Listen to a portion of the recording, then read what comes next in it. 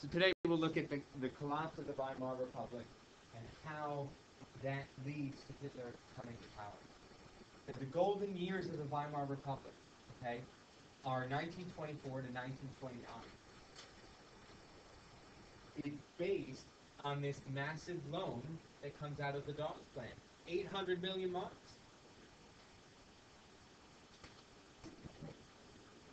Nineteen 24 to 1929. That loan stimulates economic growth, investment in industry, creation of new jobs. Berlin becomes the pleasure capital of Europe. Okay, what Amsterdam is to Europe now, they accepted legal drug and prostitution. Other than that, artists flock to Berlin. But in 1929, what happens in the United States? The Great Depression. Okay? And Germany is in a bit of trouble. Because in October 1929, Stresemann dies. The guy who saved them from the hyperinflation crisis in 1923 dies just before the U.S. stock market completely crashes. Anybody know what causes the stock market to crash in 1929?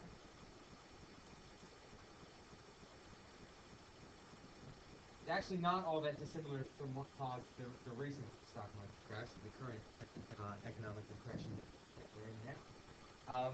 Basically, what was happening in the United States is that there was this huge economic boom, and people were investing in the stock market that had never done so before. Because they had money to spend. Employment was really high, salaries were pretty good, okay? People had money to spend, so they invested in the stock market. And lo and behold, they made money on the stock market. So what they started doing is what's called speculation. So they wanted to make more money. They didn't have enough cash. What they did was they borrowed money from the banks. I'll borrow $10,000 from the bank and I'll invest it all in the stock market and hope that the money I earn in the stock market, the interest I earn in the stock market, will be greater than what I owe the bank. Does that make sense? Okay? So I'm gambling in the stock market with money I borrowed from the bank. Okay? What happens on October 24th, Black Monday, 1929, is the stock prices start to fall. People are like, oh, I borrowed this money, I can't lose it, so they start to sell. And of course, once people start to panic sell, supply of stocks is massive. Everybody's selling.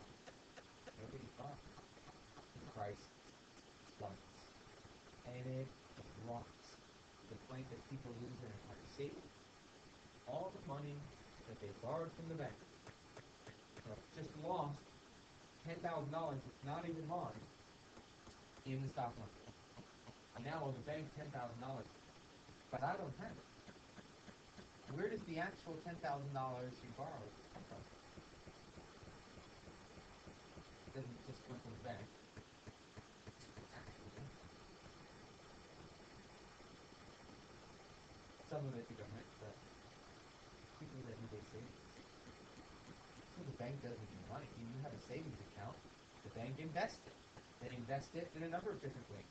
They loan it out to people in the form of mortgages, they invest it in the stock market themselves, they do all kinds of things with it. They pay you a little smidgen of interest in the hopes that the way they've invested it, they're making 4 or 5 times that much interest. Okay? But when all that money at the same time has disappeared and people can't pay it back, the banks have no money. So people come, I'll have $100 out of my savings today. Banks, you don't have it. And that causes what's called a run on the banks. People freak out and they run to the banks who've lost entire life savings. Okay? That's why in the generations after the stock market crash, people didn't trust banks. They kept money in their mattresses. They hid it in walls in their homes. They refused to put it in banks. Well, here in the United States.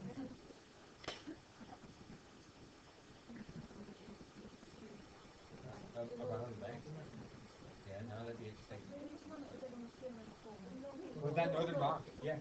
Yeah, yeah, that was Northern Rock, yeah. Yeah. And where that's similar, in a way, to our recent crash is that even though it wasn't an investment in the stock market, it was people investing in homes that they couldn't afford. Okay? And then suddenly when the prices of homes dropped, they owed more money on the house than it was worth. And they couldn't afford it, so the banks were repossessing. Property values plummeted. And so it's almost the same thing, just instead of in stock, it was in okay? And so stock market crash in 1929. What's going to happen to that $800 million the United States banks and businesses have loaned Germany? They were short-term loans. They were always short-term loans that the U.S. could call back at any time. All right. So the German boom had been created because of a loan from America, but they wanted this back because of the bank crisis. German industrial production slumped as a result. Factories were producing less because people had less money to spend. Okay, when demand goes down, supply has to go down with it. Otherwise, prices and values plummet. So factories start to lay off workers. But then that has a knock-on effect. Because once you start laying off workers, you have fewer people who can actually afford to buy your product. And you see how that is a cyclical effect? So suddenly demand goes down even further, supply goes down even further with it, and you're beginning a vicious cycle. In 1928, unemployment was 1.4 million. By 1933, it was 4.8 million. Or sorry, by 31. By 1933, it was 6 million.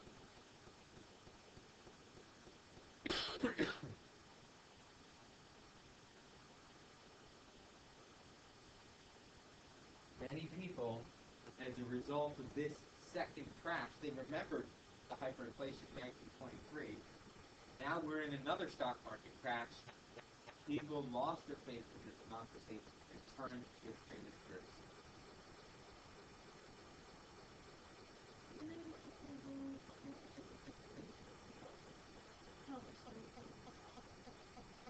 I don't know, but we can find it.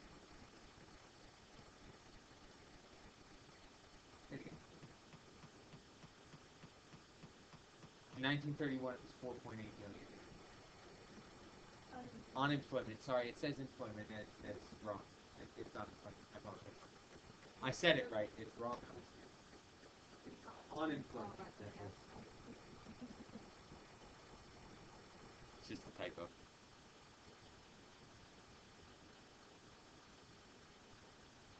In the elections in 1930, both the Nazis and communists saw significant growth in percentage of votes and inherently in the number of seats in the Reichstag.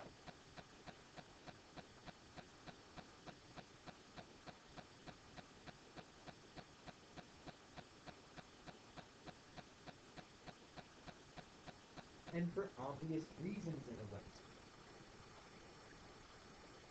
Communists promised a fair society, taking from the rich and giving to the poor. Full economic equality. But the Nazis' original platform, everybody know what the NSDAP is?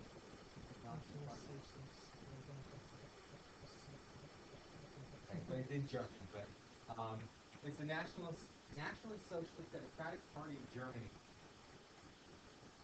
Socialist. What's socialism?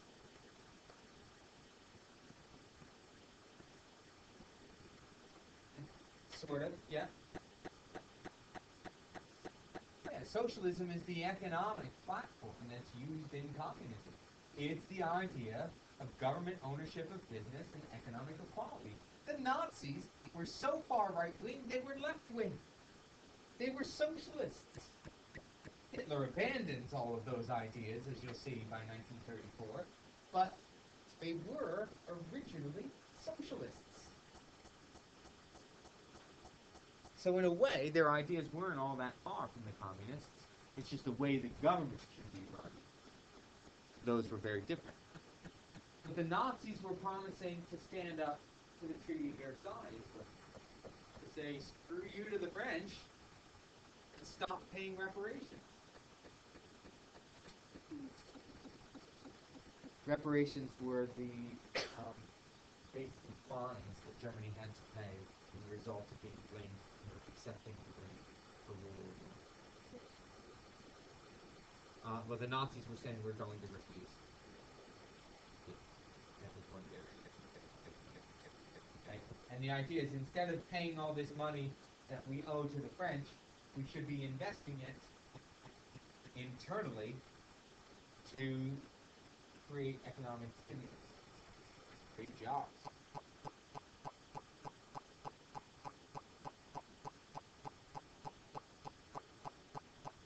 Early on, Hitler was actually really successful at addressing unemployment.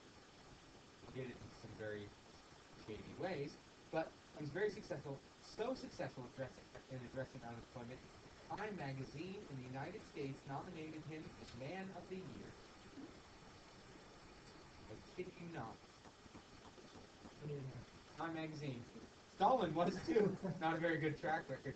I'm sure it was 1936. Time magazine's Man of the Year was Adolf Hitler.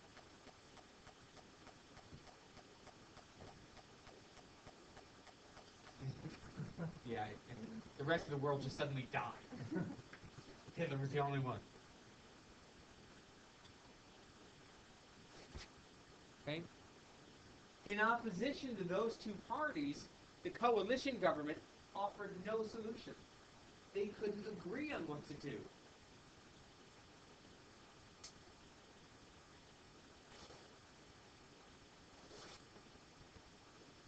But nothing happened. Unemployment just continued to grow, while the coalition government did nothing. In a way, it's a little bit similar to what was going on in the United States. A guy by the name of Herbert Hoover argued as president, we shouldn't do anything about the Great Depression. Let the economy fix itself. And the people had to start living in shanties in Central Park in New York City, and every major city around the country, they started calling them Hoovervilles. So the government did nothing and seemed unable to prevent unemployment. This time, the whole world was affected by the Depression, rather than just inflation in Germany. So there was nobody to turn to for help. There was no loan or financial assistance that was ever going to come from any other nation. The Great Depression across the globe. Arguably the worst in the United States, but the world was affected. We just love to screw up the global economy. We've only done it 3 times.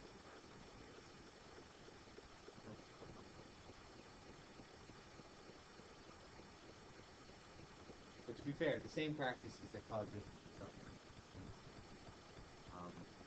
When I applied for a mortgage, the dip had already happened. We were already 2 years in, and the bank came back with all the 95%, 90% mortgages are gone. The bank came back to us and said, "Oh, we can give you a mortgage for £250,000." And I just laughed. Like, great, I can't pay it. So, but people who don't think in the right context are like, "Ooh, that means I can afford a £250,000 house." Completely change what you look at, don't you? Instead of looking at mid-terrace, you start looking at detached, the driveway, the garage. Woohoo! Next thing you know, you have a mortgage you can't afford to pay. That's what people did. That caused the whole problem in the first place. I couldn't believe it when they came back to us and offered that high of a mortgage.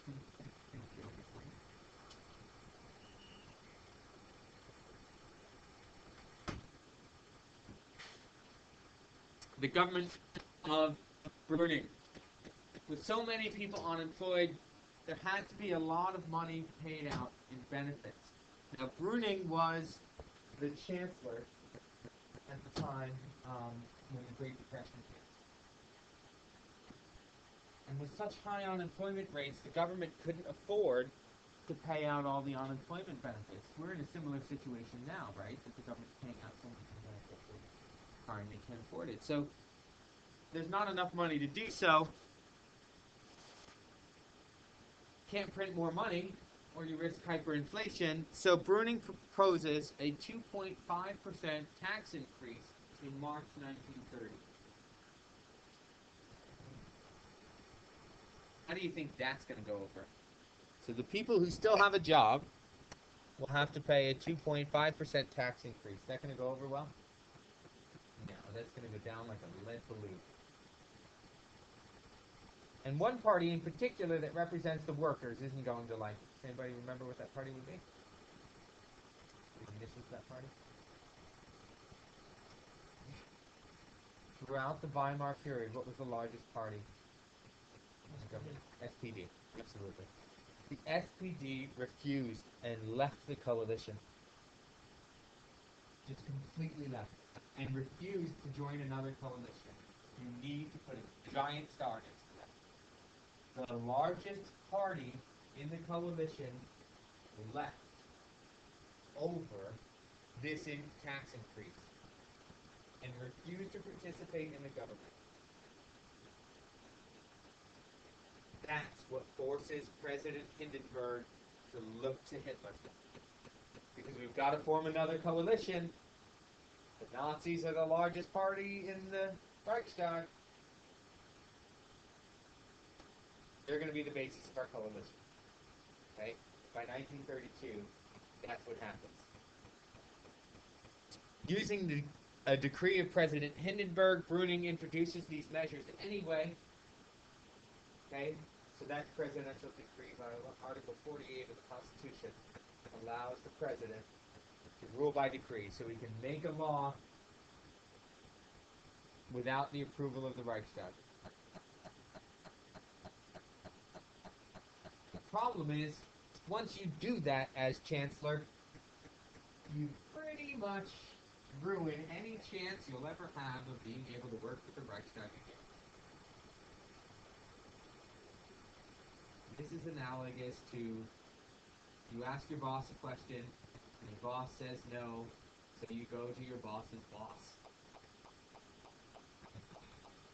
Yeah? Boss not going to be happy?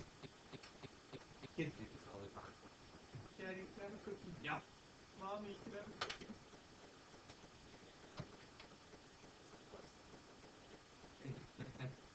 Well, yeah, it was pretty obvious by shorter.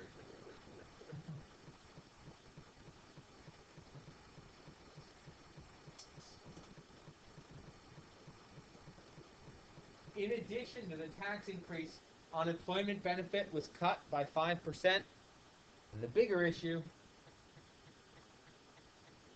is that civil servants' wages were dropped by 23%.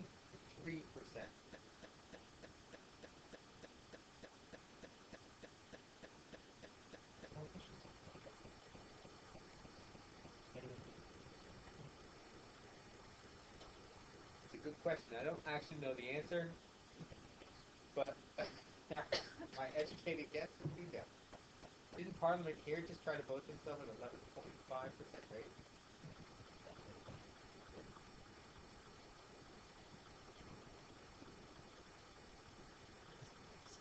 Yeah.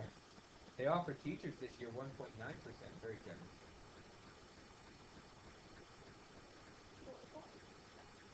Pay raise. 1.9%. Oh no, I apologize. No.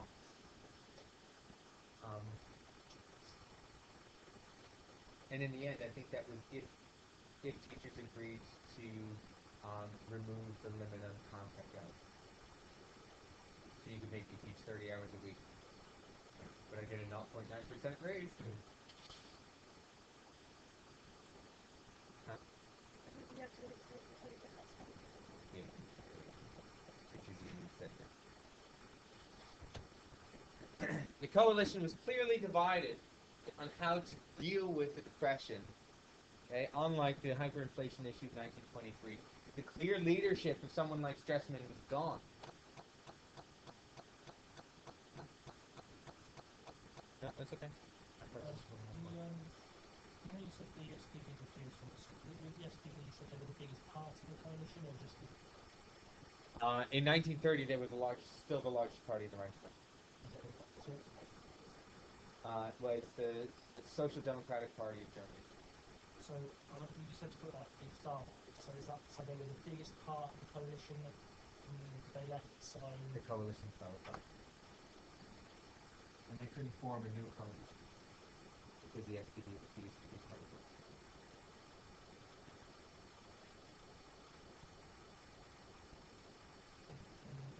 who's the other party in the coalition?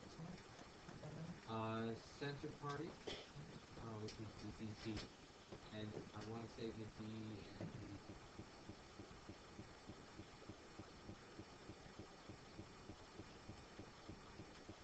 the and Bruning was Center Party. That's important. Okay, he was Chancellor. He's a member of the Center Party. Okay, Bruning resigns in May 1932, and he's replaced by von Papen. Okay, and this will start to make more sense to you as we come down this list. Okay, after this, it all happens very, very quickly.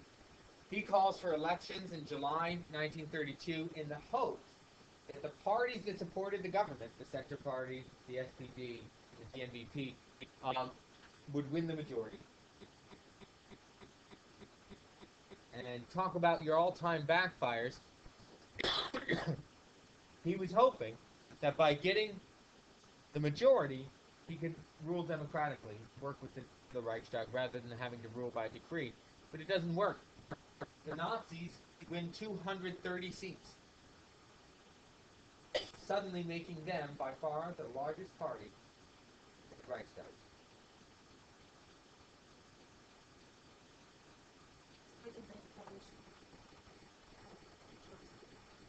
They did not have a simple majority, though. Okay, they did not get 50% of the vote. I believe they had 37. So they couldn't govern on their own. But you think anyone wants to work with the Nazis? Extreme right wing. In the end, they don't have a choice, but nobody jumps out to say, "Hey, Nazis! We're going to work with you." Woohoo! Von Papen continued as chancellor and not tired, the same tactic again when he called for elections in November. Okay, and I'll show you those election results in a second. But again, it failed. The key point is that between July and November, the Nazis actually lost 34 seats. They lost popularity.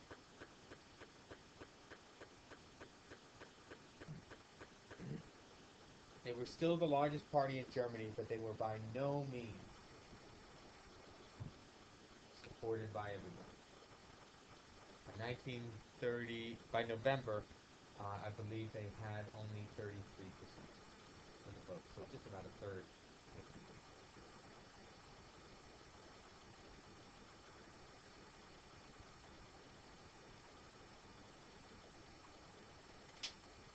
And then we'll talk a little bit later in more detail about how Hitler pulls that off, but ideally, he gets the support of Big Business, so he gets newspapers. Boom. Okay. So the issue is by November 1932, you see evidence that actually the Nazis were losing in popularity. Declining.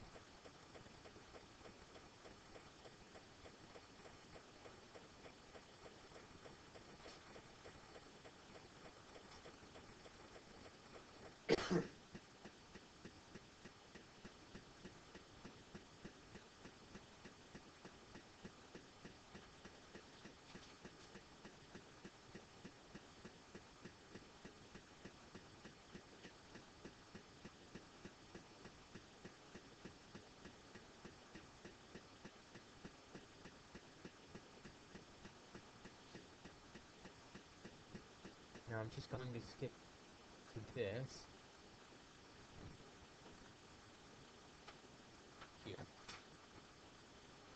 I'll enlarge it a little bit, but if you look,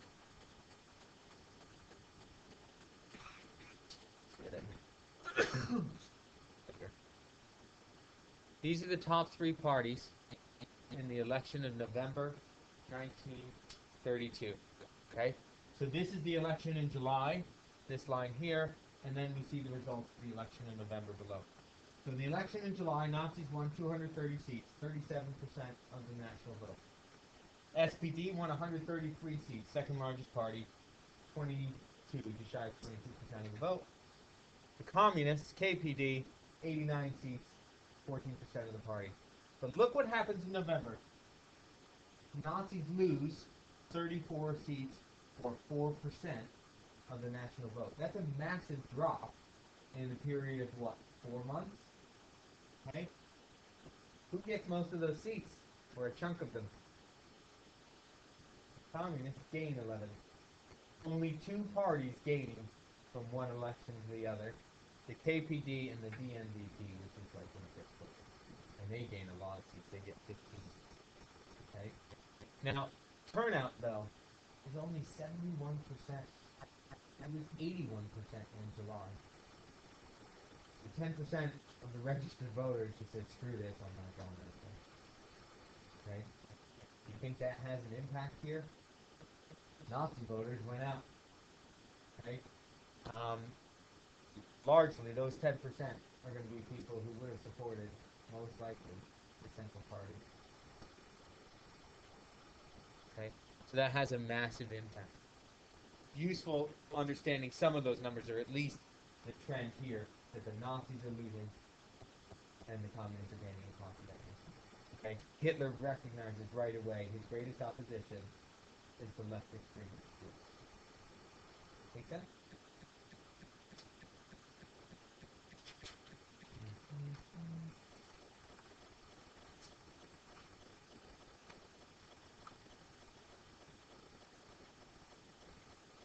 Von Papen, after November, is replaced by General von Schleicher.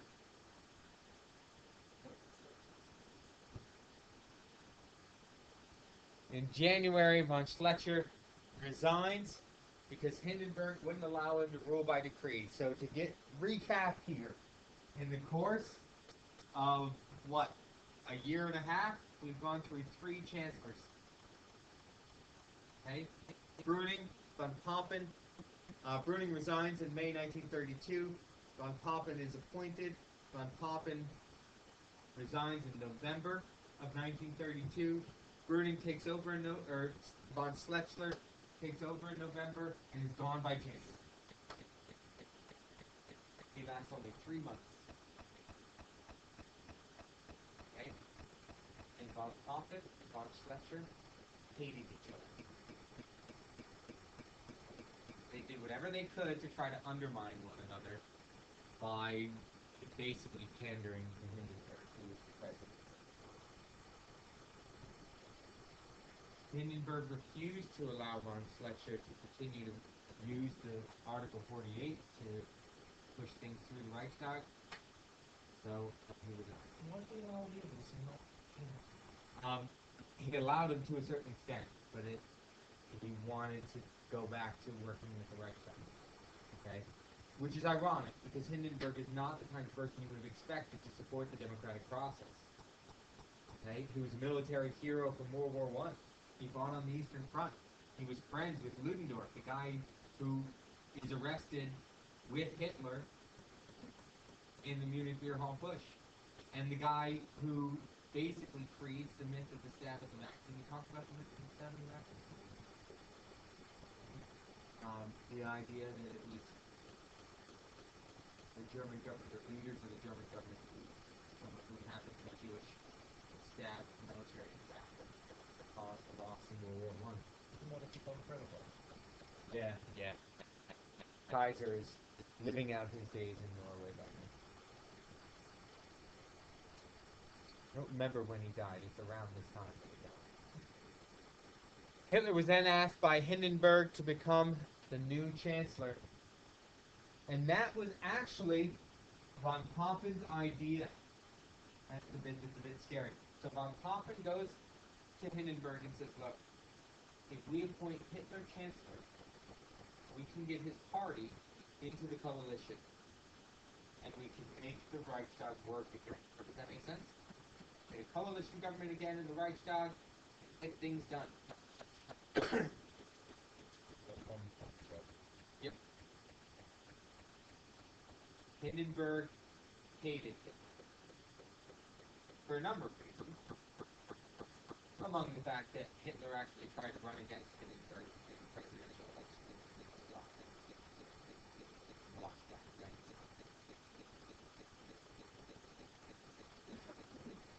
Hindenburg didn't even run. Not quite as bad as Donald Rumsfeld, who ran against Hitler. Do you remember Donald Rumsfeld? Under George Bush, he was Secretary of State.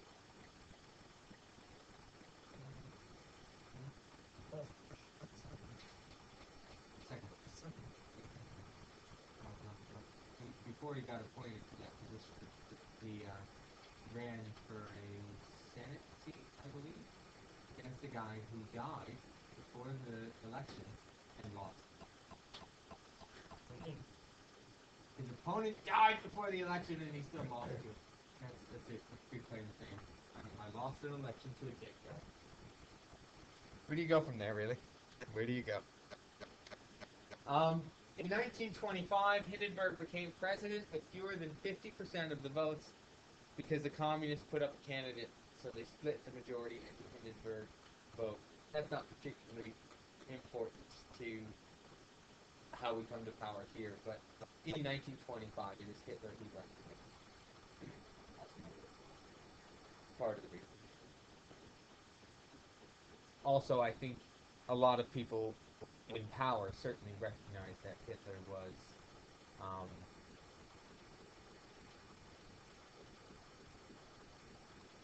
I wouldn't say an unknown quantity, but a bit crazy. Now, the reason Hindenburg agrees to appoint him chancellor is because von Papen assures him that he'd be able to control it. So von Papen is appointed vice chancellor, which really angers Hitler. I think because he feels like he's being appointed chancellor with conditions, with a leash, really. It's up here on the next slide. Hitler would not have become chancellor if the president had allowed von Schleicher to rule by decree. The Center Party leaders like von Papen didn't want General Schleicher in power and hoped to rule Germany. So he used the support of the Nazis to stay in power. Okay? They thought they could control Hitler and dominate him. So von Papen became Hitler's vice chancellor.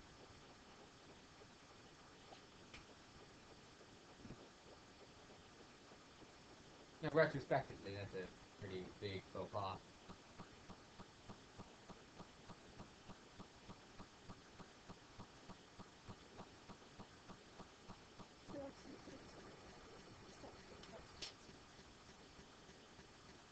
Pretty quickly, yeah. Within 6 months of becoming chancellor, Hitler has managed to ban all other political parties. 6 months it takes.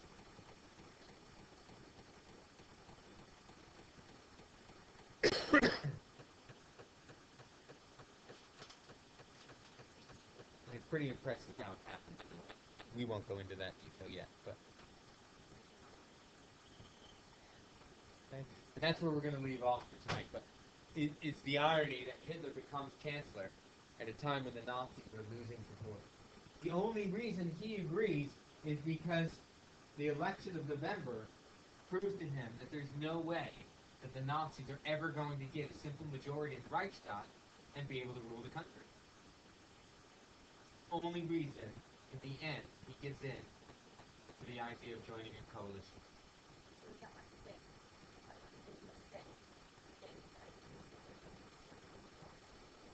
It is, yeah. Pretty much. Okay? Right, because in 1933, the Reichstag was actually set on fire. A terrorist attack. Um, terrorist attack. Pretty convenient that not only is the Reichstag set on fire, but the person who's blamed turns out to be a member or related in some way to the KPD. Oh, the KPD are terrorists, let's ban that party. Biggest opposition, gone in a month. Genius move, really. So, the communists are gone, so all the people who would have voted for the communist party's banned, doesn't exist anymore. They look to another extremist group, and then from there, in the wake of this terrorist attack, and tacitly enabling it, basically giving him the right to rule by decree. Within 6 months, every other political party.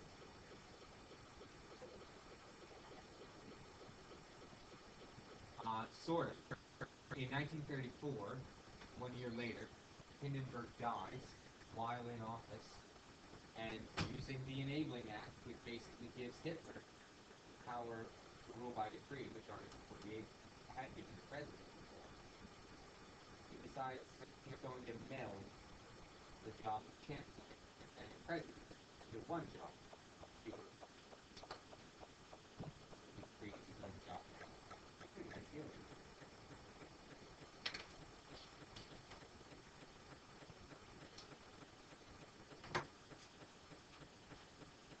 Okay, I know that seems like a lot, but really what you need to understand, Great Depression causes people to go to extreme groups, government stops working because the SPD gives up, Nazis gain the power, coalition doesn't work, chancellor, chancellor, chancellor, nothing left.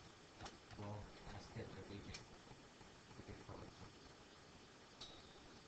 Make sense?